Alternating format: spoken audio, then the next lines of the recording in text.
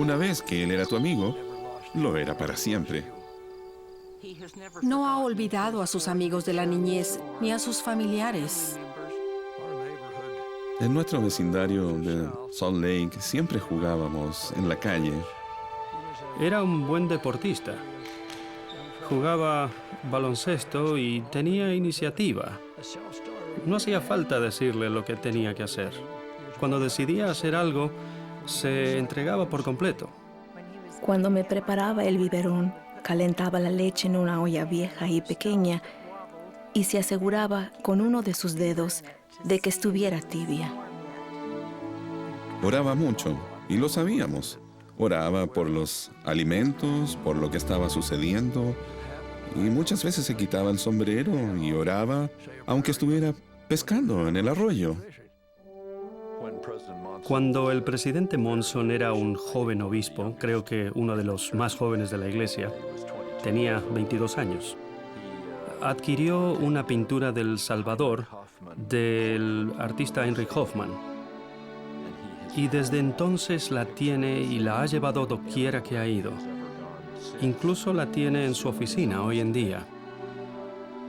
Él ama al maestro y sigue su camino. Él anda por el camino del maestro.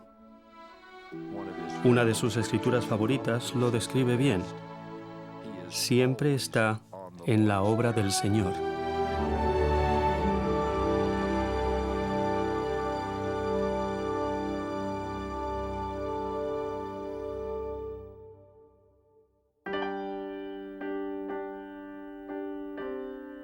Thomas Spencer Monson nació el 21 de agosto de 1927 en el Hospital St. Mark's en Salt Lake City. Sus padres Spencer y Gladys Condi Monson eran descendientes de suecos, ingleses y escoceses, y les dieron a Tom, sus 2 hermanos y 3 hermanas, un buen hogar. En 1927, 3 años antes de celebrar la iglesia su primer centenario, había unos 600,000 miembros, y casi todos vivían en el oeste de los Estados Unidos. Heber J. Grant era el presidente de la iglesia. Tom creció en Salt Lake City, rodeado de una familia unida compuesta por abuelos, tías y tíos. Su abuelo, Thomas Condi, había comprado una propiedad cerca del centro de Salt Lake, y allí construyó su propia casa y proveyó vivienda a cada una de sus 4 hijas y sus esposos. Tom se sentía a gusto y era bienvenido en sus hogares sin tener que llamar a la puerta. Mi padre creció en un entorno ideal. Amaba a sus parientes y se sentía agradecido por todo lo que sus tíos hacían por él. Daba la impresión de que él era también hijo de ellos. Sus padres eran gente muy buena y los queríamos mucho. Amaban el Evangelio y se lo enseñaron a sus hijos. Mamá era amigable y extrovertida. Conversaba con todo el mundo y hacía amigos de inmediato. Gladys era una mujer muy divertida y llena de vida. Le preguntaban, Gladys, ¿cómo hiciste para criar un apóstol? Y ella sonreía y decía, no fue fácil, pero perseveré. Mi padre trabajaba 12 horas por día, 6 días a la semana. Atendió todas nuestras necesidades e incluso apartó dinero para que estudiáramos. El domingo era el único día libre de papá. Tal vez hubiera querido descansar, pero sin excepción me decía, ven conmigo, Tommy. Llevemos al tío Elías a dar un paseo. Entonces íbamos hasta la casa del tío Elías y de la tía Tain en un Oldsmobile modelo 28. Yo esperaba en el auto mientras papá entraba en la casa y en un momento salía llevando con mucho cuidado en sus brazos a su tío paralítico. Yo abría la puerta y veía cómo papá sentaba con ternura al tío Elías en el asiento de adelante. Luego lo llevábamos de paseo por la ciudad. Papá nunca quiso que se le agradeciera por eso, y yo nunca olvidaré esa gran lección. Por generaciones, su familia pasaba los veranos en una cabaña del Cañón Provo. En las riberas del río Provo, Tom aprendió de sus tíos un pasatiempo que amaría toda la vida: la pesca. Me sentaba en la orilla por horas, decía Tom, y contemplaba las laderas. Fueron tiempos felices, llenos de sueños. Una tarde de verano, cuando tenía 12 años, Tom flotaba en una cámara de neumático río abajo cuando escuchó los desesperados gritos de una familia de inmigrantes griegos. Más adelante, en los rápidos, una joven que nadaba se hundía por tercera vez en el agua. La cabeza de la joven emergió y la tomé por el cabello. Ella tendría unos 14 años. La puse sobre el neumático frente a mí y mientras ella lloraba y escupía agua, remé con la otra mano para pasar por los rápidos hasta la orilla y la entregué a sus padres. Ellos la abrazaron, lloraron y la besaron, y entonces a mí también me abrazaron y me besaron. Yo tenía vergüenza, no quería que me besaran hombres y mujeres de edad. Entonces subí a mi neumático y seguí río abajo. Al meditar en lo que había pasado, dijo: me di cuenta de que había ayudado a salvar una vida. Dios había permitido que yo, un diácono, pasara por allí en el momento preciso. Ese día aprendí que Dios, nuestro Padre Celestial, nos conoce a cada uno y comparte su divino poder para salvar. A los 16 años, se esperaba que Tom dejara de ir a nadar y pescar en el río Provo y que trabajara en el verano. Entonces consiguió trabajo en una empresa en la que descargaba madera bajo el rayo del sol en días de mucho calor. Para entonces, Estados Unidos había entrado en la Segunda Guerra Mundial y estaba experimentando muchas bajas. Durante esa sombría época, el patriarca de su estaca puso las manos sobre la cabeza de Tom, de 16 años, y le dio una bendición patriarcal profética. «Serás un líder entre tus semejantes», dijo el patriarca. «Acude al Señor en humildad para que te guíe y dirija en los llamamientos elevados y santos que tendrás». En 1944, Tom se inscribió en la Universidad de Utah. Poco después, en un baile de la universidad, Tom vio por primera vez a la que sería su esposa. Él había llevado a una chica al baile, y mientras bailaban al ritmo de una popular tonada de la época, Frances Johnson pasó bailando a su lado. «Apenas pude verla», dijo, pero no la volvió a ver esa noche. Un mes después, al esperar el tranvía cerca de la universidad, Tom vio que Frances estaba con otra joven y con un compañero de la escuela primaria de Tom llamado Paul Wilkinson. Tom se dirigió hacia Paul como una excusa para que él le presentara a la joven y le dio resultado. Él dijo: «Tras despedirme, me fijé en el directorio de los estudiantes y subrayé el nombre Frances Beverly Johnson». Esa misma noche, Tom la llamó y acordaron su primera cita. Al reflexionar en ello, mamá pensaba, ¿es este el hombre con el que me quiero casar? Mamá me contó cómo mi abuela intervino y le dijo, fíjate en la manera como Tom cuida a su abuelo, ya que mi padre amaba a su abuelo. Él lo afeitaba y le ordenaba la ropa. Cualquier hombre que cuide a su abuelo en la forma que Tom lo hace, será un esposo magnífico, le dijo ella. Y eso llegó a ser un punto a favor de papá. La primera cita de Tom y Frances fue en un baile de estaca. Volvieron a salir juntos, pero en el verano de 1945, Tom comprendió que su vida cambiaría por completo. En octubre de ese año, Tom se dirigió por tren a San Diego para el entrenamiento básico como reservista de la Fuerza Naval de los Estados Unidos. John Burt, miembro del obispado, fue a despedirse de él y le dio un ejemplar del manual misional. «No me voy a una misión», dijo Tom.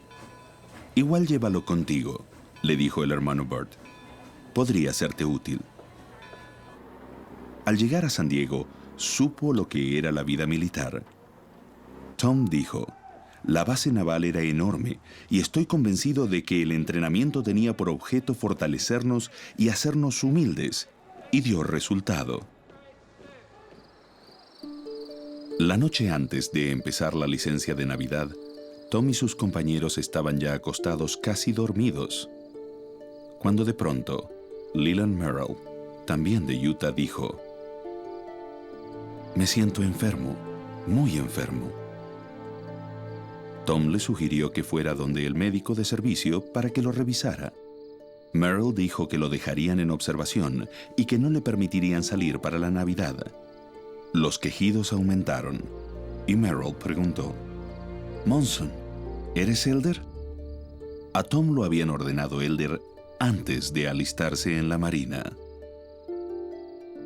«¿Podrías darme una bendición?», le preguntó Merrill. Yo nunca había dado una bendición. Nunca había recibido una bendición de salud. Ni recordaba haber visto a nadie recibir una. Entonces, recordé que tenía algo en mi bolsa que tal vez podría ayudarme. Abrí la bolsa y tomé el manual misional. Y allí, debajo de la ventana donde había un poco de luz, leí cómo bendecir a los enfermos. Luego regresé donde estaba mi compañero y le di una bendición. Y cuando dije amén, él dormía profundamente como un bebé. A la mañana siguiente, al emprender la marcha hacia los autobuses para ir a casa, Leland Merrill me dijo: «Monson, cuánto me alegro de que poseas el sacerdocio». Y yo le respondí: «Yo también me alegro». Estaba muy agradecido por el sacerdocio, por tener amigos que velaban por mí. Imagino que eso dejó una huella en Tom, porque él lo ha recordado todos estos años y yo también. En 1946, la guerra terminó y Tom regresó a casa. 2 años después, se graduó con honores en la Universidad de Utah en Administración de Empresas. Después de rechazar ofertas de trabajo de varias empresas prominentes de los Estados Unidos, decidió trabajar para un periódico local como vicegerente de publicidad. La relación entre Tom y Frances siguió creciendo. Finalmente, Tom fue a la joyería y escogió un anillo de diamantes para sorprender a Frances. Lo escondió en su casa y planeó una ocasión especial. En la noche que le propondría matrimonio, Tom llevó a Frances a su casa. Y tan pronto entró, Scott, el hermano menor de Tom, dijo: «Frances, Tommy te compró un anillo». A Tom no le agradó que se hubiera arruinado la sorpresa. Tom y Frances se casaron en el templo de Salt Lake por tiempo y eternidad el 7 de octubre de 1948. Así empezó uno de los matrimonios verdaderamente ejemplares de la iglesia. Mi madre es la otra parte del éxito de mi padre, porque ella lo ha apoyado en todo lo que él ha hecho. Desde el primer día, nuestro matrimonio fue una experiencia hermosa. No cuestionábamos que él se fuera mucho tiempo o que trabajara tanto. Tuvimos que acostumbrarnos a ello y todavía lo hacemos. La esposa de un miembro del obispado o de la presidencia de estaca lleva una vida un tanto diferente a las demás. Hay que ir a reuniones y dejar de ir a algunos eventos sociales para ir a una reunión aquí o a una bendición allá, pero nunca he escuchado ni una sola queja de ella durante nuestro matrimonio. Ella me ha apoyado en todo lo que he hecho en la iglesia. Al momento de casarse, Tom servía como secretario de barrio. Un día, tomaba notas en silencio mientras el obispado analizaba la falta de éxito con los jóvenes del barrio. El joven secretario dijo: «Hermanos, ¿podría decir algo sobre la mutual y los retos de los jóvenes del barrio?». Entonces expuso las fallas del programa de los jóvenes e indicó cómo corregirlas rápidamente. Al notar que pudo haber sido impertinente, dijo: «Disculpen, creo que he hablado demasiado», y pidió permiso para retirarse e ir a tomar la asistencia de los élderes. Al salir, los del obispado dijeron: «¿Qué estamos esperando?». Entonces le pidieron que regresara, lo relevaron de su cargo de secretario y lo llamaron como superintendente de la mutual. En poco tiempo, el programa de jóvenes del barrio, con la ayuda de un superintendente dedicado, atraía a más personas que la reunión sacramental. El Señor prepara a sus líderes cuando son jóvenes. Un buen ejemplo de ello es Thomas S. Monson. Siempre era diferente al resto de nosotros. Era un líder natural. Tenía una energía increíble y un entusiasmo muy contagioso. Tiene tal presencia cuando entra en un lugar que hace que la gente lo mire, ya que es alto y tienen que ver hacia arriba, y lo buscan para recibir guía en toda situación. El obispo John Burt pronto llamó al nuevo superintendente de la mutual como su segundo consejero en el obispado.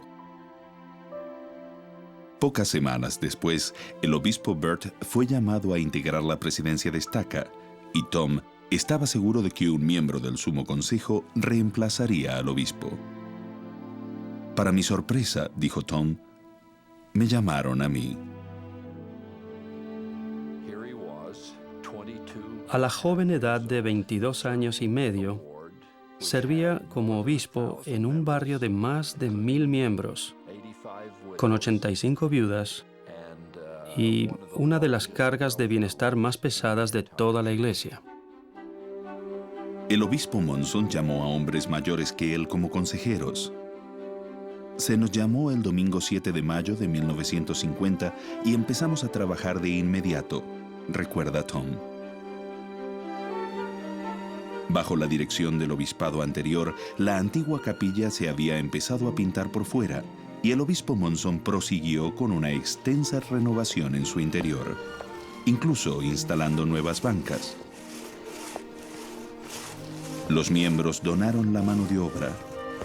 Tom recuerda, con la nueva decoración y el ánimo renovado, el barrio revivió.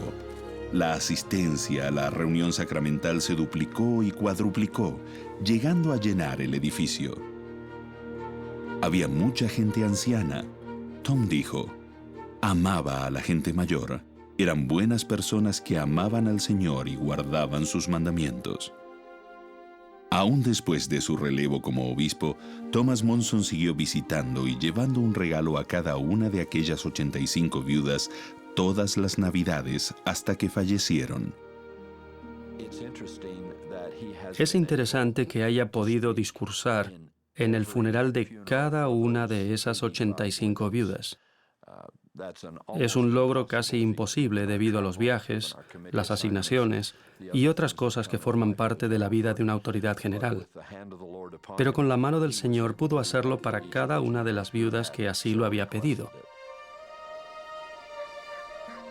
Una noche de invierno en 1951, el joven obispo Monson atendió la puerta de su casa. Era un miembro alemán de otra estaca que le explicó que la familia de su hermano estaba en camino desde Alemania y que asistiría a su barrio, y le pidió al obispo que lo acompañara a ver el apartamento que les había alquilado. En el camino, el visitante Karl Gürtler le comentó al obispo Monson que no había visto a su hermano Hans por muchos años. Al llegar al lugar, ambos subieron las escaleras y el hermano Gürtler dijo, «No es mucho, pero es más de lo que han tenido en Alemania». Al observar el apartamento frío e inhóspito, el obispo Monson dijo: «Se me partió el corazón y pensé, qué lugar tan lúgubre para una familia que ha soportado tanto». Tom no durmió bien esa noche. Al día siguiente, en la reunión de comité de bienestar, uno de sus consejeros le preguntó: «¿Le pasa algo, obispo?». Comenté mi experiencia al comité y fue como si el Espíritu del Señor nos envolviera. Y me preguntaron: «¿Qué podemos hacer, obispo?». El líder del grupo de sumos sacerdotes dijo: «Soy maestro electricista y tengo 3 ayudantes, y nos gustaría rehacer la instalación eléctrica del lugar. Además, conozco a vendedores de electrodomésticos y podría obtener donaciones de aparatos nuevos de cada uno de ellos». Entonces, otra persona, otro miembro del comité, un pintor, dijo: «Yo puedo conseguir la pintura más barata que al por mayor, y mi cuadrilla y yo pintaremos la casa». Entonces la buena presidenta de la Sociedad de Socorro dijo: «A las hermanas no nos gusta ver estantes vacíos. Los llenaremos». Y así trabajamos por 2 semanas. La noche en la que llegaron los Gürtler, se veía que habían sufrido mucho en la vida. Y mientras subían las escaleras hacia el segundo piso, recuerdo que el hermano Gürtler les dijo: «No es mucho, Hans, pero hicimos lo mejor que pudimos». Y entonces abrieron la puerta. Y qué escena maravillosa.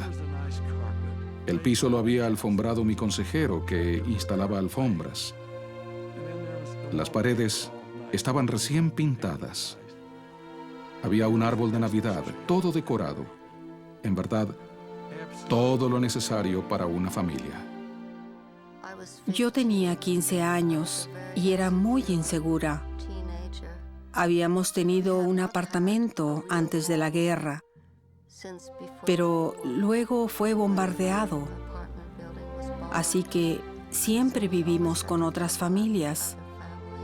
Y el hecho de entrar en un apartamento y pensar que sería nuestro era algo incomprensible para nosotros. Me quedé perpleja. No podía creerlo. Puso la llave enfrente de mí y dijo: «Está en su propio apartamento». Al salir de allí, el pequeño grupo que había hecho todo el trabajo bajó a la calle en silencio y comentaron: «¿Por qué será que nos sentimos de este modo tan felices esta Navidad?». Y les dije: «¿Recuerdan la última estrofa del himno Oh Pueblecito de Belén? Aunque su nacimiento pasó sin atención, aún lo puede recibir el manso corazón, el corazón manso de aquella familia». Cristo entró en el apartamento, en la vida de los que fueron partícipes de aquella experiencia.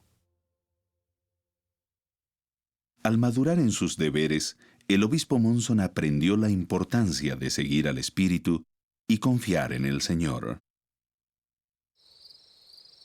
Una noche, durante una reunión del sacerdocio de Estaca, tuvo la impresión de que debía salir de la reunión de inmediato y dirigirse al hospital militar de Salt Lake City. Antes de la reunión lo habían llamado por teléfono diciéndole que un miembro anciano de su barrio estaba enfermo y que había sido internado en el hospital. Le preguntaron si podía ir al hospital a darle una bendición. El atareado obispo contestó que se dirigía a una reunión, pero que iría al hospital después de ella. Entonces recibió la fuerte impresión de que debía salir de la reunión y dirigirse al hospital de inmediato. El obispo Monson miró hacia el púlpito. El presidente de Estaca estaba discursando y Tom no veía cómo salir en medio del discurso cruzando las bancas sin llamar la atención. Entonces esperó con ansias hasta el final del mensaje y luego se apresuró hacia la puerta antes de que se anunciara la última oración. Corriendo por el cuarto piso del hospital, el joven obispo notó un gran movimiento afuera de la habitación del enfermo. Entonces una enfermera le preguntó, ¿es usted el obispo Monson? Sí, contestó. Y ella le dijo, lo siento, el paciente mencionaba su nombre antes de morir. Conteniendo las lágrimas, el obispo Monson dejó el hospital en la oscura noche y prometió que siempre seguiría las impresiones del Señor. Y ha seguido las impresiones del Espíritu de inmediato en todo momento. Nadie puede comprender al presidente Monson a menos que entienda la frecuencia de ese tipo de impresiones espirituales en la vida de él y la lealtad absoluta con la que responde a ellas. Cuando fui obispo, me di cuenta de que era el presidente del quórum de presbíteros y quería que todos los jóvenes participaran. Uno de ellos nunca venía y pensé, bueno, en lugar de estar aquí con los presbíteros en clase, dejaré que el asesor dé la lección e iré a buscar a Richard Castro. Así que fui a su casa y sus padres me dijeron que no estaba allí, que estaba trabajando en el taller mecánico. Fui al taller, la puerta estaba abierta, pero no había nadie. Lo busqué por todas partes, pero no lo podía encontrar. Entonces, caminé por la parte de atrás y allí había una de esas viejas fosas de engrasado de automóviles. Vi hacia abajo en la oscuridad y noté un par de ojos mirándome. Él dijo, «Me descubrió, obispo, ya subo». Y salió de la fosa. Tuvimos una agradable conversación. Y le dije, «Richard, te necesitamos. Tienes un don especial con la gente. Quiero que todos los presbíteros asistan. ¿Vas a venir?» Él dijo que iría. Y fue. Después serví en una misión. Me sellé con mi esposa en el templo. Tenemos 5 hijos fabulosos. 2 de ellos fueron misioneros y yo he sido obispo 2 veces. Mis hijos y mi esposa lo aman mucho por todo lo que hizo por mí. Tal vez sea una de las grandes bendiciones que haya recibido en mi vida. Mientras era obispo, les nacieron 2 hijos. Tom en 1951 y Ann en 1954. El presidente Monson recuerda, la vida nos trataba muy bien. En ese entonces, el presidente Joseph Fielding Smith visitó su estaca para reorganizar la presidencia. El 16 de junio de 1955, la sesión general se realizó en el Salón de Asambleas.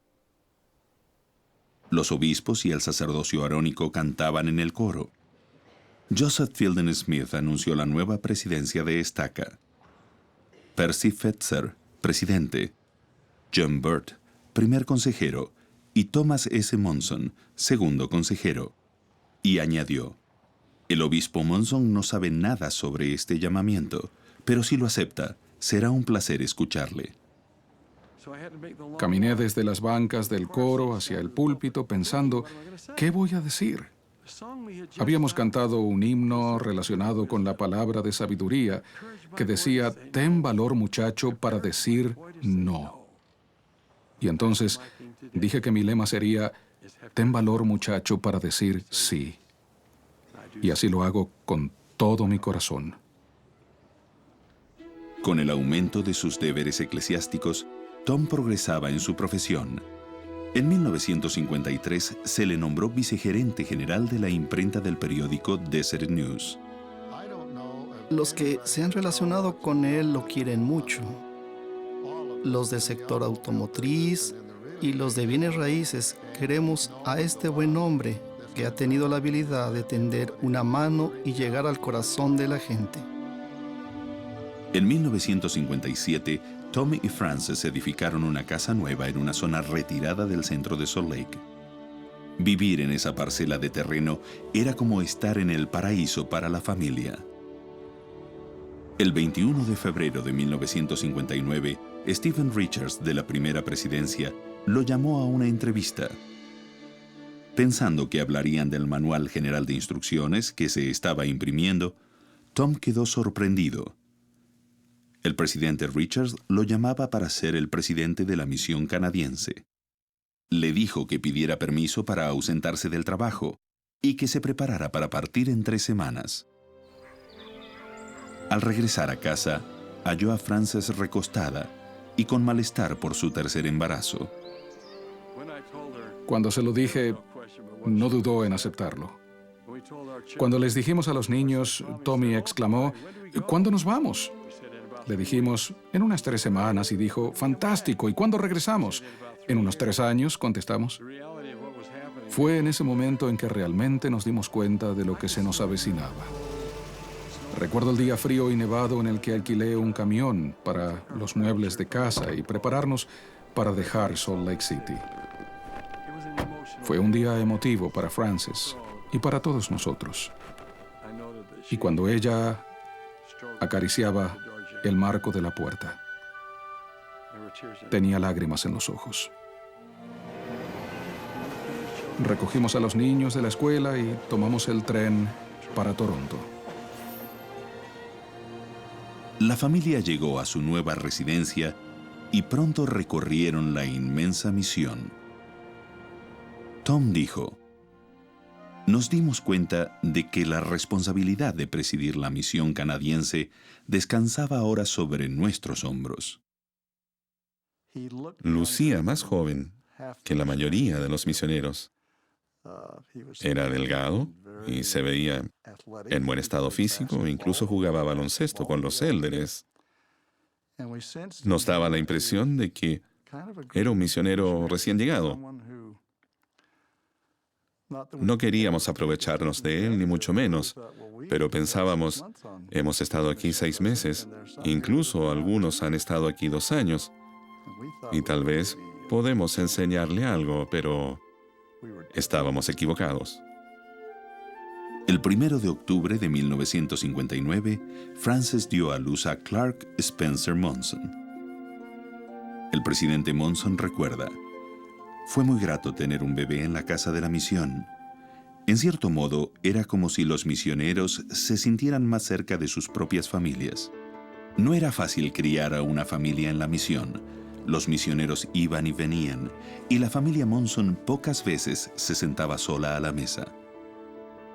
Cerca de la hora de ir a dormir, me invitaba a su oficina o yo tocaba a la puerta y entraba. Entonces él sacaba un tablero de damas y lo colocaba encima del escritorio. Después me sentaba frente a él y jugábamos damas durante 10 o 15 minutos. Para mí, eso era algo muy especial y yo lo valoraba mucho. Los misioneros fueron más productivos debido a su joven presidente de misión. Los bautismos de conversos aumentaron y también la construcción de capillas. Estaba complacido con el crecimiento y un sentido de éxito invadió la misión, dijo el presidente Monson. En agosto de 1960, el elder Mark Peterson, del Quórum de los 12, fue a organizar la Estaca Toronto, la número 300 de la iglesia. La conferencia se llevó a cabo en el Teatro Odeon Carleton de Toronto. Los 2.249 asientos estaban ocupados. Era el mayor porcentaje de asistencia a una conferencia de estaca en toda la iglesia. Recuerdo la emoción que había en la misión, porque era la primera estaca organizada en el este de Canadá. Ese día él anunció quiénes serían los líderes. Y cuando dijo que yo sería la presidenta de la primaria de estaca, me quedé atónita, porque no habíamos hablado de ello. Pero después me dijo, sabía que usted iba a aceptar. Para los misioneros, fue emocionante saber que ahora éramos parte de una estaca de la iglesia. Después de 3 años, el presidente Monson recibió un relevo honorable de parte de la primera presidencia. Al dejar Toronto, parte de nuestro corazón se quedó allí y todavía conservo preciados recuerdos. Poco después de llegar a Salt Lake City, se le nombró gerente general de la imprenta Deseret, la más grande del oeste de los Estados Unidos.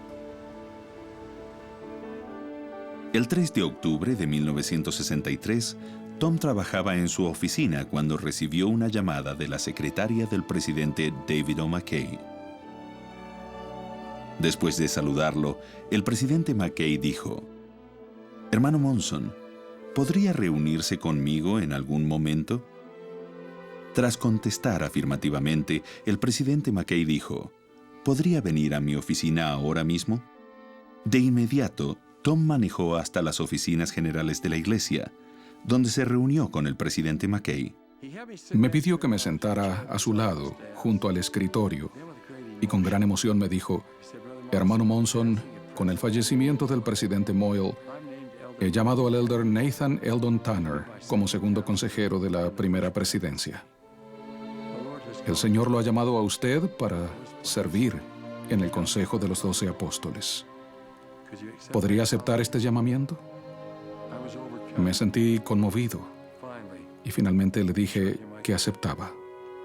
Entonces me dio la bienvenida a las filas de las autoridades generales y dijo que esa sería una experiencia muy gratificante, en la que podría utilizar mis talentos y mi energía al máximo. Me pidió que no le dijera a nadie, salvo a mi esposa, y que me sostendrían el viernes por la mañana en la conferencia, o sea, al día siguiente. Al llegar a la casa, Tom no tenía apetito y le dijo a Frances que tenía que entregar unos materiales de impresión y le preguntó si deseaba ir con él. Fueron en auto hasta el monumento «Este es el lugar», en Salt Lake City.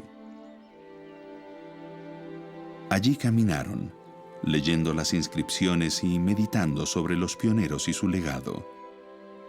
Al regresar al auto, Frances preguntó: «¿Estás bien? ¿Hay algo que deseas decirme?». Entonces él le reveló la naturaleza sagrada de su llamamiento. «Esa noche no pudimos dormir bien», dijo Tom. «Tenía los pies congelados». A la mañana siguiente, en la conferencia general, Tom fue a sentarse con los miembros del Comité de Orientación Familiar. Cuando iba a sentarse, Hugh Smith le dijo: «No te sientes allí. 2 veces antes los que se sentaron en ese sitio fueron llamados a ser autoridades generales, pero Tom se sentó de todos modos». Se propone que sostengamos a los siguientes hermanos como miembros del quórum de los 12 apóstoles: Joseph Fielding Smith, Howard W. Hunter, Gordon B. Hinckley y Thomas S. Monson. Hugh Smith susurró: «Y así la historia se repite». Dedico mi vida y todo lo que tenga. Me esforzaré lo más que pueda para hacer lo que se espera de mí.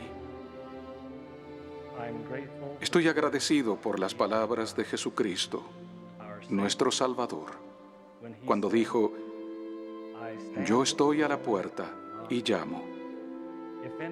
Si alguno oye mi voz y abre la puerta, entraré a él».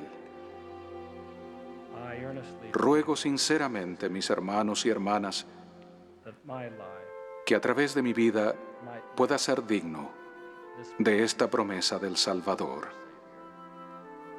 En el nombre de Jesucristo. Amén. La semana siguiente, en una reunión de la primera presidencia y el Consejo de los 12, en el templo de Salt Lake, Thomas S. Monson fue ordenado apóstol y apartado como miembro del Consejo de los 12. El elder Monson dijo: «Fue uno de los días más emocionantes de mi vida». Pronto llegaron más asignaciones: presidente del Comité de Correlación de Adultos, asesor de los hombres y las mujeres jóvenes, presidente del Comité de Líderes de la Iglesia y supervisor de la obra misional del oeste de los Estados Unidos. En 1965 se le asignó al elder Monson supervisar las misiones del Pacífico Sur, lo que incluía Australia, Nueva Zelanda y las islas de la Polinesia. En su primera visita a Samoa, fue al poblado de Saniatu y dirigió la palabra a un grupo de niños en la escuela de la iglesia. Al anunciarse el himno final, el Elder Monson tuvo la impresión de saludar a cada uno de los 247 niños. Como no había mucho tiempo, hizo caso omiso de ese sentimiento. Pero antes de la oración final, otra vez sintió la fuerte impresión de estrechar la mano de cada niño. Al comunicarles su deseo, el maestro y los niños se llenaron de alegría. Entonces el maestro explicó la razón de sentirse de ese modo. Al enterarse de que iría a visitarlos un apóstol, el maestro les había dicho a los niños que si oraban y tenían fe, el apóstol tendría el deseo de estrechar la mano de cada uno de ellos. Había lágrimas en los ojos, dijo el Elder Monson, cuando los niños pasaban y susurraban con dulzura, Talo falaba. Esa gente de las islas del Pacífico tiene una gran fe. Una vez acompañé al presidente Hugh B. Brown a Samoa. Allá los miembros nos recibieron y nos comentaron que había una gran sequía. Estaban ayunando y nos pidieron al presidente Brown y a mí que suplicáramos a nuestro Padre Celestial para que enviara la tan necesitada lluvia. Y así lo hicimos. Durante la reunión general en la escuela de la iglesia escuchamos los truenos y comenzó a llover. Y llovía tanto que apenas se podía escuchar a los oradores dentro del edificio debido al ruido de la lluvia. El presidente Brown me miró y me dijo sonriendo, ahora que la hicimos bajar, ¿cómo la detenemos?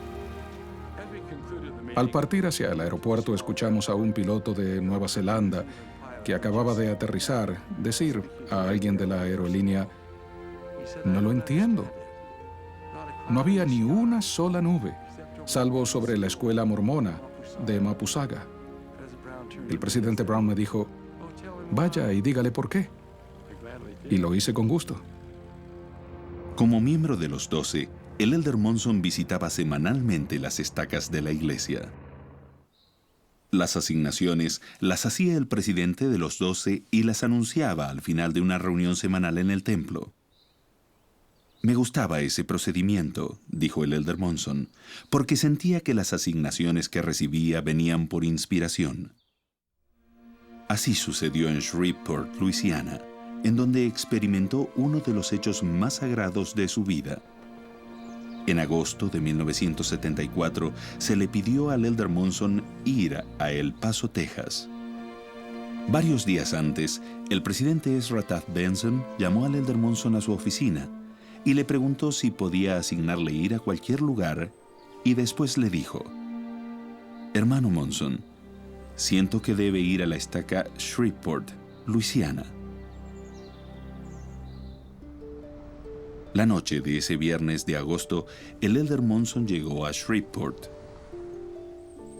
Al día siguiente, había muchas reuniones en la estaca, y durante un descanso el presidente de estaca le preguntó al Elder Monson, sin intención de importunarlo, si podía ir a darle una bendición a Crystal Methven, una niña de 10 años que sufría de cáncer. El Elder Monson preguntó si la niña estaría en la conferencia o en un hospital de Shreveport. El presidente contestó que Crystal se encontraba en su hogar, a unos 130 kilómetros de la ciudad. El Elder Monson miró su agenda y su vuelo de regreso y vio que no disponía de tiempo, así que sencillamente pidió que se recordara a la niña en las oraciones de la conferencia de estaca. Y así, todo seguiría normalmente. Cuando se nos dijo que el Elder Monson no podría venir, fue desalentador.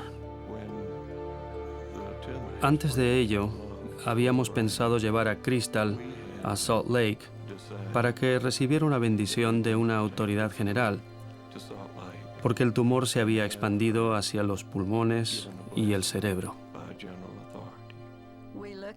Miramos una foto de las autoridades generales en la que estaba el Elder Thomas S. Monson. y se la mostramos a Crystal. Y ella lo vio y dijo, parece ser un hombre muy bueno. Creo que es el indicado. No pudimos viajar a Salt Lake por su estado de salud. Sabíamos que no soportaría el viaje y le informamos que no podíamos llevarla. Entonces ella nos dijo, bueno, si no puedo ir a ver al Elder Monson, seguro que él vendrá a verme a mí. Al enterarnos de que el Elder Monson vendría a la conferencia, pensamos que nuestras oraciones habían sido contestadas. Pero cuando nos dijeron que no podría venir a darle una bendición a Crystal, no sabíamos qué pensar. Pero hicimos lo único que sabíamos hacer, dejar el asunto en las manos del Señor. Y nos arrodillamos a orar como familia. Mientras la familia Methven oraba, el reloj del centro de estaca marcaba las 19:45 y el Elder Monson se preparaba para hablar en una reunión de líderes. Entonces, él oyó una voz que hablaba a su espíritu, diciéndole, «Dejad a los niños venir a mí, y no se lo impidáis, porque de los tales es el reino de Dios». El Elder Monson decidió cambiar el horario de la reunión. Se dirigió al obispo de la familia Methven y le pidió que saliera de la reunión para llamarlos.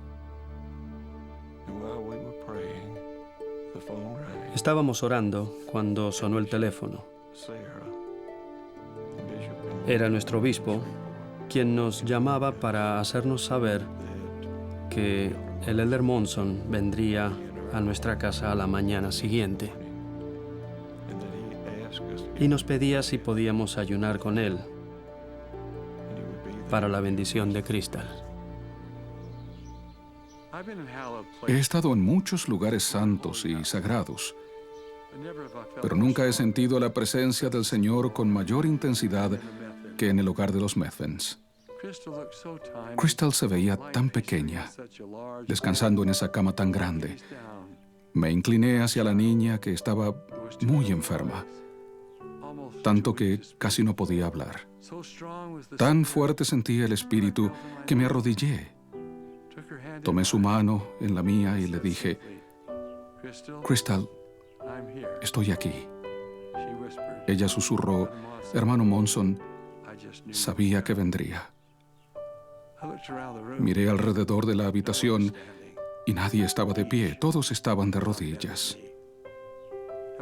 Se dio la bendición y Crystal esbozó una sonrisa y susurró, «Gracias», lo que dio el broche final. Entonces, todos salimos en silencio. 4 días después, cuando orábamos por la niña Crystal en el círculo de oración de la primera presidencia y el Consejo de los 12, el espíritu puro de Crystal abandonó su cuerpecito enfermo y abatido y entró en el paraíso de Dios. Doy mi testimonio de que Jesús de Nazaret ama a los niños, que Él escucha sus oraciones y las responde.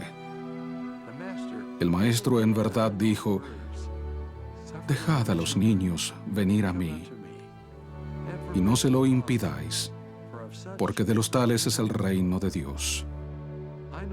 Sé que esas palabras las dijo a la multitud reunida en la costa de Judea, porque las he leído.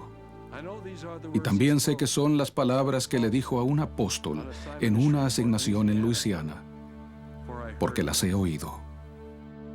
Él y yo íbamos a una importante reunión y de pronto vio a una familia necesitada y sintió que había que ocuparse de eso y dejar que la reunión empezara sin nosotros si fuese necesario.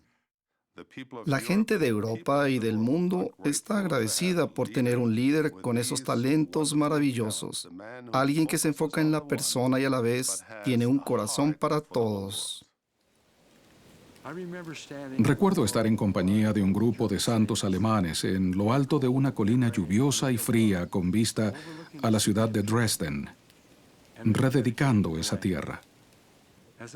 Al ofrecer la oración y decir que este sea el comienzo de un nuevo día para la iglesia en esta tierra, escuchamos un gallo cantando valle abajo.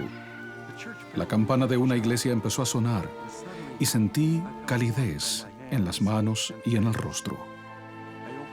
Abrí los ojos y vi que las nubes se habían disipado y que un rayo de luz rodeaba a nuestro pequeño grupo. Y supimos que era la confirmación de que nuestro Padre Celestial había escuchado nuestra oración y que la respondería. Entre las bendiciones y las palabras que mencionó, fue que los miembros de Alemania Oriental disfrutarían de los mismos privilegios que tenían los miembros de todo el mundo, inclusive de los templos, por medio de su labor y de reunirse con líderes gubernamentales. El templo de Freiberg llegó a bendecir a la gente de una manera maravillosa. Si no fuera por el hermano Monson, la iglesia no hubiera crecido tanto en esa parte de Europa. Él ha dado mucho a esa gente, incluso su propia camisa. Es verdad. Lo he visto regalar su propia ropa a los santos necesitados de Europa Oriental. Él decía que ya estaba gastada y vieja y que la iba a desechar de todos modos, pero a mí siempre me parecía ropa nueva. Como miembro de los 12, una de sus asignaciones más importantes fue ser presidente del Comité de Publicación de las Escrituras. Por muchos años, el Elder Monson supervisó una tarea que involucraría a cientos de expertos, diseñadores, técnicos e impresores, lo que resultó en nuevas ediciones de los libros canónicos de la Iglesia. Thomas Monson tenía una facultad única para eso. Había sido impresor y sabía de papel, texturas y encuadernación. Y viajaba a Inglaterra para supervisar las publicaciones.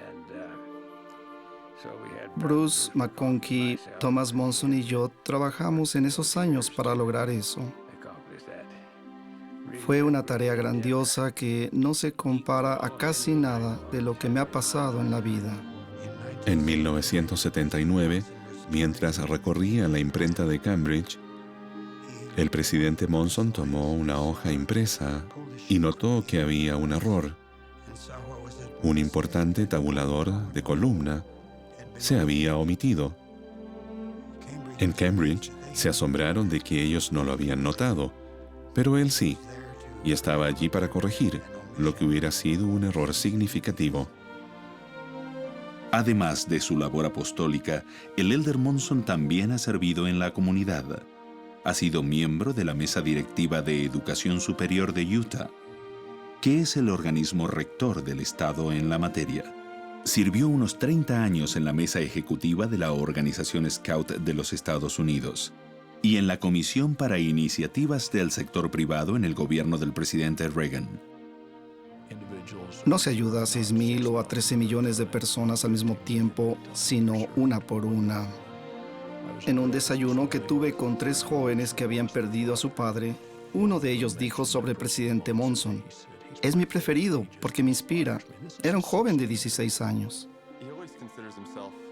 Siempre se comporta como un verdadero amigo. Algo divertido es lo que dijo el Elder Faust, de que si le tocara nacer de nuevo, le gustaría regresar como uno de los nietos del presidente Monson. He escuchado al abuelo decirle a la abuela: tenemos que crear más recuerdos para los niños.